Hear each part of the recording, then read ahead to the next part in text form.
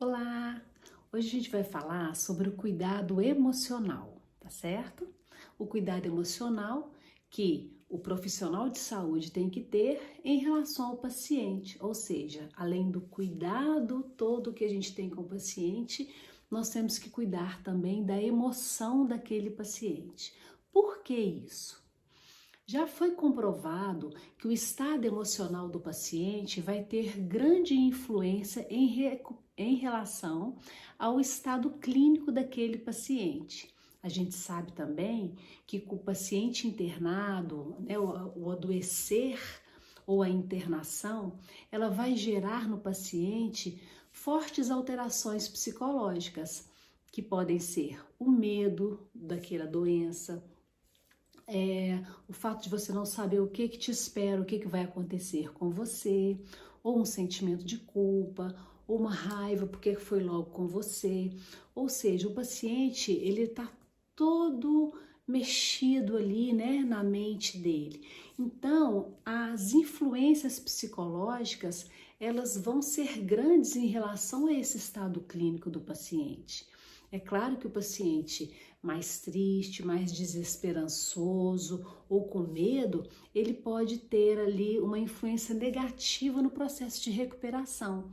Ao passo que o paciente com as emoções controladas, com alegria, com bom humor, ele também vai ter uma influência, porém uma influência positiva no processo de recuperação dele também, né?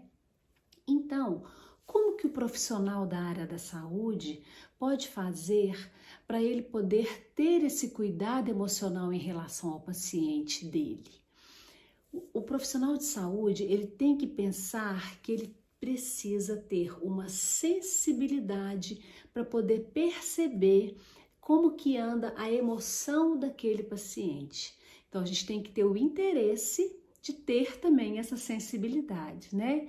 Uma das coisas principais para a gente conseguir ter essa sensibilidade é a gente tentar perceber o paciente como um todo, perceber o paciente não somente com aquilo que ele fala para a gente, com a linguagem verbal, mas a gente tentar também entender o paciente através da linguagem não verbal. O que eu chamo de linguagem não verbal? Como que está sendo a postura daquele paciente, os gestos que ele está fazendo, o olhar daquele paciente, né? Você conhece, se você tiver essa sensibilidade, você vai perceber. O olhar dele tá de quê? Tá de medo, né? Tá de desesperança, né? Ou tá aquele olhar ou ele tá com um olhar alegre, que vai dar tudo certo. Então, na hora que o profissional da saúde, ele enxerga este paciente com essa sensibilidade que eu estou fazendo, ele vai entender a necessidade desse paciente e aí ele vai poder contribuir com o estado emocional, ou seja, com aquele equilíbrio emocional para que o paciente não fique com essas emoções negativas que vão influenciar negativamente no seu estado clínico. Por quê, gente? O profissional de saúde ele tem que ser um profissional completo. Não adianta eu ser um profissional que tem uma ótima técnica, mas se eu chego no quarto, eu nem olho para a cara daquele paciente. Então, para a gente poder conseguir manter esse equilíbrio emocional do paciente, a gente tem que ter algumas atitudes que eu chamo de requisitos mínimos para a gente poder ajudar esse profissional não, esse paciente que está ali conseguir ter esse controle emocional que nem sempre é fácil devido ao estado que ele se encontra. Então, por exemplo, você vai chegar até o quarto daquele paciente. Primeiro requisito que eu acho mínimo é você pedir licença, bater na porta, em vez de você entrar de forma brusca para assustar o paciente ou para ele ficar com raiva. Não, que atendimento é esse, né? Então, entra de forma tranquila, pede licença, bate na porta antes, se precisar de acender a luz. Olha, eu vou acender aqui porque senão eu não vou enxergar meu prontuário. Já chega com a carinha boa, chega alegre, se apresenta, meu nome é tal, eu sou esse profissional aqui, estarei aqui com o senhor até as 19 horas, por exemplo, né? Momento que eu finalizo meu plantão, mas durante o dia estarei disponível, pode contar comigo com qualquer coisa, né? Vira para o paciente, trata ele pelo nome, né? Ninguém quer ser tratado como você é o apendicite, você é o ombro, né? Ninguém quer isso. A gente quer falar, tem que falar o nome do paciente que tem lá, tem no leito, tem uma plaquinha ali em cima da cama, tem na pulseira, tem no prontuário, né? Porque todo mundo quer ser tratado pelo nome, ou seja, de forma individualizada. Desse jeito, você está sendo afetivo, né? Que é um requisito mínimo também. Você chegou no quarto, além de você só ver aquele prontuário, o que você tem que fazer com aquele paciente ali, olha o todo. Será que ele está confortável? Se o travesseiro está caindo, deixa eu arrumar para o senhor. Quer que feche a janela? Parece que está entrando um ventinho frio ou você tá bom assim? Você precisa de mais uma coxa, né? Como é que você está se sentindo? Bate um papinho com aquele paciente ali. Saiba ouvir o paciente. Dá feedback para ele na hora que ele te fala. Olha para ele, para você escutar de forma atenta o que ele está querendo te dizer, né? Outra coisa importante, não fica usando termos técnicos com o paciente. Às vezes tem um paciente tão humilde que se você faz uma pergunta para ele usando um termo técnico, por exemplo, como que está o controle dos esfíncteres? Aí o paciente vai falar assim, esfio o quê? Aham. Às vezes ele responde se ele nem sabe o que é que ele está respondendo, né? Ao passo que você poderia falar assim, ele está segurando, ele consegue segurar o xixi ou o cocô dele, né? Ele tem esse controle aí? E aí a pessoa vai te responder de forma mais correta, né?